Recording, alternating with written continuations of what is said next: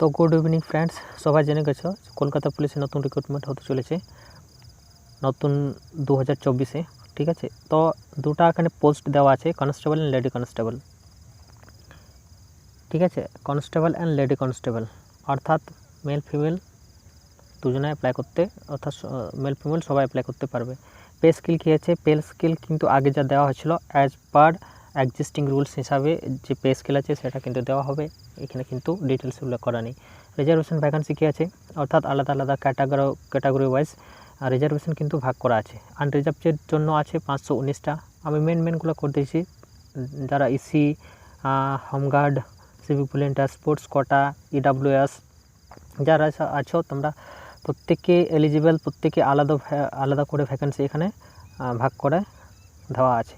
ঠিক আছে, schedule caste কত আছে? 311টা, অর্থাৎ এসসি যারা আছো, এসসির মধ্যেও যেগুলো হোমগার্ড, সিভিক ভলেন্টিয়ার আছো তো সেগুলোর জন্য কিন্তু আলাদা আলাদা করে ক্যাটাগরিজ ভাগ করে দেওয়া আছে। শিডিউল ট্রাইবদের জন্য 69 আছে আর ফিমেল আছে 500। ঠিক আছে, তো এখানেও সব আলাদা করে ক্যাটাগরিজ দেওয়া আছে। ওবিসি এর জন্য আছে 104টা। ঠিক আছে, তো সব কিছু আলাদা আলাদা ভ্যাকেন্সি এখানে দেওয়া আছে আলাদা করে। এবারে এখানে চলে এসে দেখো মেমোরেন্ডাম নাম্বারও দেওয়া আছে এখানে, চাইলে তোমরা এটাকে, অতটা ইম্পর্টেন্ট না। ঠিক আছে, এখানে মেমোরেন্ডাম দেওয়া আছে। এবারে দেখো মেন যে পয়েন্ট, সেই পয়েন্টগুলো আমরা ডিসকাস করবো। যারা স্পোর্টস কোটা থেকে আছো, ইন্টারন্যাশনাল, ন্যাশনাল, ঠিক আছে, দেখো এখান থেকে দেওয়া আছে যে এগুলো আন্ডারে যদি পড়ছো তাহলে তোমাদের কোন কোন ফর্ম তোমরা ফিল আপ করতে হচ্ছে দেখো এখানে দেওয়া আছে। ঠিক আছে, ফর্ম 1, আর ন্যাশনাল কম্পিটিশন হলে অ্যাজ ফর্ম 2, এখানে ফর্ম 3, ঠিক আছে, ফর্ম 4, এইভাবে তোমরা পড়ে নিয়ে ফর্মটাকে ভালো করে দেখে শুনে পড়বে। এরপর চলে আছি এলিজিবিলিটি ক্রাইটেরিয়া। তো দেখো এলিজিবিলিটি ক্রাইটেরিয়া, এডুকেশনাল কোয়ালিফিকেশান অর্থাৎ কী চাইছে এখানে। তো এখানের মধ্যে আছে যেমন must be citizen of India, অর্থাৎ ভারতে বসবাস করে হতে হবে। বয়স কত এখানে দেওয়া আছে, দেখো বয়সগুলো খুবই সুন্দর, খুবই ভালো দিয়েছে এবারে, 18 থেকে 30। ঠিক আছে, এবং এসসি এসটিরা 5 বছর ছাড় পাচ্ছে, এখানে 5 বছর লেখা আছে। ওবিসিরা কিন্তু 3 বছর ছাড় পাচ্ছে। ঠিক আছে, তো যে এজ রিল্যাক্সেবল আছে সেটা কিন্তু ছাড় পাচ্ছে। ঠিক আছে, এবং মেন যে পয়েন্ট সেটা এখানে আরও একটা পয়েন্ট দেওয়া আছে যে ডেট অফ বার্থ যেটা হবে সেটা কিন্তু মাধ্যমিকে যে নাম্বার, যে ডেট অফ বার্থ দেওয়া আছে সেটা কিন্তু সেই হিসাবে কিন্তু এখানে এজ ক্যালকুলেশন করা হবে। এডুকেশনাল কোয়ালিফিকেশান যদি বলা হয় এখানে, তো দেখো এডুকেশনাল কোয়ালিফিকেশান মাধ্যমিক পাস, তোমরা মাধ্যমিক যে কোনো শাখা থেকে মাধ্যমিক পাস হলে এলিজিবল হবে। ঠিক আছে, আর এখানে কোনো পার্সেন্টেজের কোনো ম্যাটার না, যে যত নম্বর পেয়েছো পাস করলে তোমরা কিন্তু এলিজিবল। আর এখানে বাংলা বা ইংলিশে এখানে তোমাদেরকে পড়তে লিখতে জানতে হবে, যেটা বলা আছে। ঠিক আছে, তো একদম বেসিক তোমাদের কোয়ালিফিকেশান দেওয়া আছে।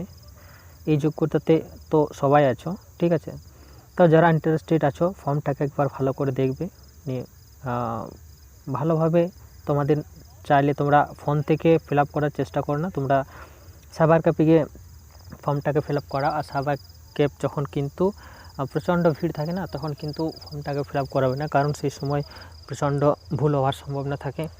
আর যাতে ভুল নয় সেদিকে কিন্তু তোমরা একদম ফ্রি মাইন্ডে ফর্মটা ফিল করাবে। ঠিক আছে,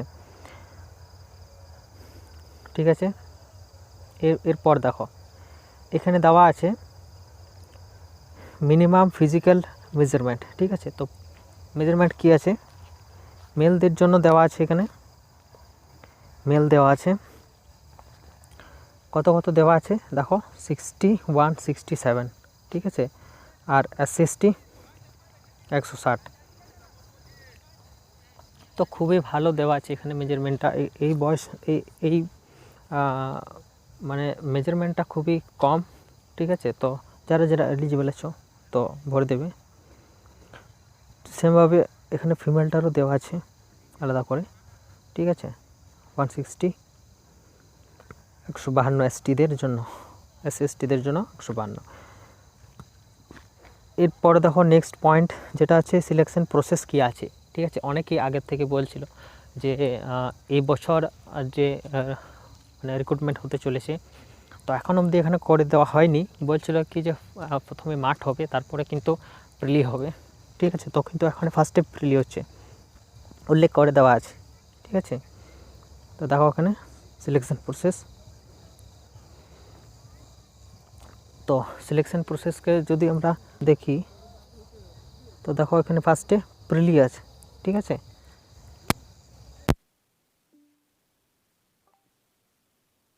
দেখো এখানে লেখা আছে যে প্রিলিমিনারি রিটিন টেস্ট হবে ফার্স্টে, ঠিক আছে। তারপরে পিএমটি, পিইটি, ঠিক আছে। তো প্রিলিমিনারি রিটিন টেস্টে 100 নম্বর থাকছে, এমসিকিউ বেসড হবে, ঠিক আছে। আর এখানে কিন্তু বাংলা বা ইংলিশে পরীক্ষা হবে, ঠিক আছে। যারা নেপালেতে আছে, নেপাল তো আছে।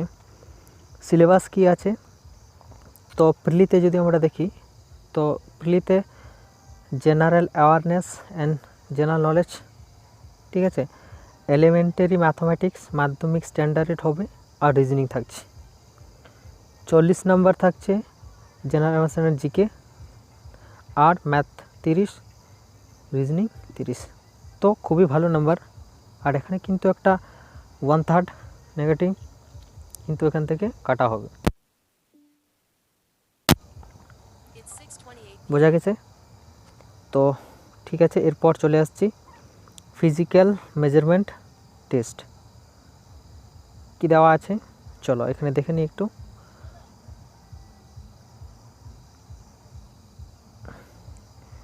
মেল ক্যান্ডিডেট আছে 1600 মিটার রান 6 মিনিট 30 সেকেন্ডে, ঠিক আছে। ফিমেলদের জন্য আছে 800 4 মিনিট, ঠিক আছে। তো থার্ড জেন্ডার দেওয়া আছে এখানে 3 মিনিট 30 সেকেন্ড, ঠিক আছে। এরপর এখানে চলে আসছি, এটা কিন্তু এক্স সার্ভিসম্যানদের জন্য অত ইম্পর্টেন্ট না। পিইটি এবং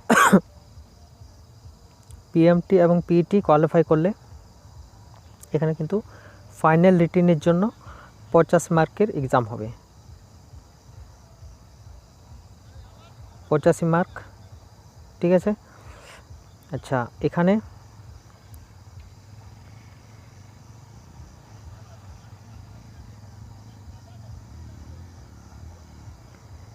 সিলেবাস কি আছে, 25 জেনারেল অ্যাওয়ারনেস অ্যান্ড জিকে হয়ে যাচ্ছে, ইংলিশ এড হয়ে যাচ্ছে 10 নম্বর, আর 25 মার্ক হয়ে যাচ্ছে এলিমেন্টারি ম্যাথমেটিক্স, ঠিক আছে। আর রিজনিং, লজিক্যাল রিজনিং থাকছে এখানে 25 মার্ক, নেগেটিভ 140 হবে এখানেও, ঠিক আছে। তো দুটো হয়ে যাওয়ার পর সিলেকশন যদি কোয়ালিফাই করো তাহলে কিন্তু 15 নম্বরের এখানে কিন্তু ইন্টারভিউ হবে। ইন্টারভিউতে যদি পাস করো তাহলে কিন্তু কী হবে না, ডকুমেন্ট ভেরিফিকেশন হবে, ঠিক আছে। এরপর মেডিকেল হবে, ঠিক আছে। তারপরে যদি তোমার মেডিকেলে ফিট হয়ে যাও তখন কিন্তু তোমাদের একটা অ্যাপয়েন্টমেন্ট লেটার তোমাকে দিয়ে দেওয়া হবে, ঠিক আছে। এরপর সেটাকে যখনই তুমি অ্যাপয়েন্টমেন্ট লেটার পাবে তখন কিন্তু কোথায় ট্রেনিং হবে না হবে সব কিছু কিন্তু বলে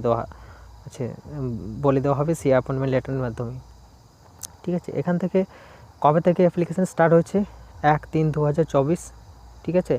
আর এখানে 29/3/2024 ক্লোজ হচ্ছে।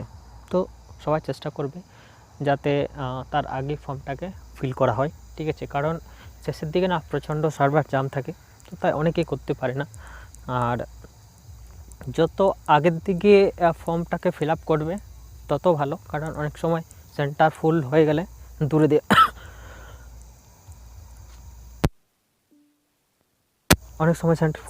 কিন্তু দূরে দেওয়া হবে, ঠিক আছে। ওই জন্যে সবাই সামনের দিকে পাওয়ার জন্য কিন্তু জলদি ফিল আপ করা আর তোমাদেরই বেটার। এখানে চার্জ কত কাটা হচ্ছে দেখো, চার্জ যারা ওবিসি আছে আর জেনারেল আছে তো 170 টাকা, আর এসসি এসটিদের জন্য কিন্তু 20 টাকা, ঠিক আছে। তো ঠিক আছে, এরপর চলে যাচ্ছি হাউ টু অ্যাপ্লাই, কীভাবে অ্যাপ্লাই করবে না, তোমরা তো যে নিজের থেকে চাও করতে পারো, যদি ল্যাপটপ থাকে ল্যাপটপ থেকে করার চেষ্টা করো, ল্যাপটপ বা কম্পিউটার থেকে। যদি না থাকে তো তোমরা সাইবার ক্যাফে গিয়ে ফর্মটাকে ফিল আপ করে ভালো করে ফিল আপ করে দেবে। এখানে ইম্পর্ট্যান্ট আছে ফটোর ক্ষেত্রে, ফটো কিন্তু তোমাকে রিসেন্ট হওয়া চাই, কালার ফটো, ঠিক আছে, রিসেন্ট এখানে দেওয়া আছে কালার ফটোগ্রাফ,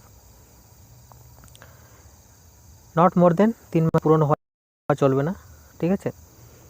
আর এখানে দেওয়া আছে দেখো জেপিজি ফরম্যাটে কত, ওগুলো সব সাইবার ক্যাফে করে দিয়ে দিবে, কিন্তু এখানে ঠিক আছে, তো ওইগুলো সব সাইবার ক্যাফে করে দেবে। বাট এখানে কি বলেছে,